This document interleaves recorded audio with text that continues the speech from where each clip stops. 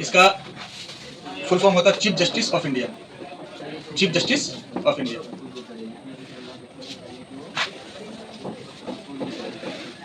Chief justice of India.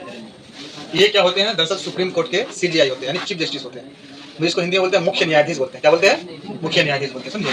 मुख्य न्यायाधीश बोलते हैं।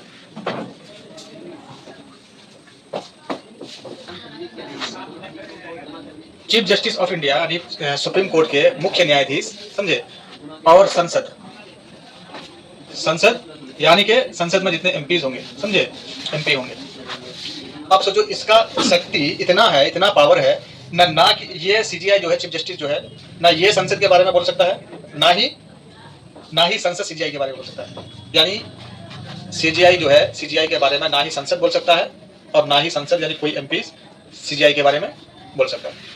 दोनों का अपना अपना पावर है, अपना अपना क्या है? पावर है, शक्ति है, समझे? संसद में मुख्य न्यायाधीश के बारे में ये नहीं बोल सकता कि मुख्य न्यायाधीश जो है, हमारे चीफ जस्टिस जो है, वो काम अच्छे से नहीं करते। उसके आचरण के बारे में, सीजीआई के आचरण के बारे में ये एमपीज नहीं बोल सकते हैं और सुप्रीम कोर्ट भी इसके बारे में नहीं बोल सकते हैं, समझे? इसके बारे में नहीं बोल सकते। इसको हटाने का देखो, चीफ जस्टिस कोई मामूली कोई आईएएस ऑफिसर नहीं होता या आईपीएस ऑफिसर नहीं होता या कोई मामूली कोई कर्मचारी नहीं होता है कि कोई भी सरकार आए, अगर मन नहीं करे, अच्छा नहीं लगे तो उसको हटा दे, सस्पेंड कर दे, समझे? ये नहीं कर सकता सीजीआई को। इसको हटाने के लिए क्या करता है? क्या करना पड़ेगा?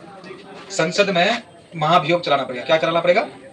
महाभियोग चलाना पड़ेगा, समझे बाबू? महाभियोग चलाना पड़ेगा संसद में। इसको इंग्लिश में बोलते हैं इम्पीचमेंट।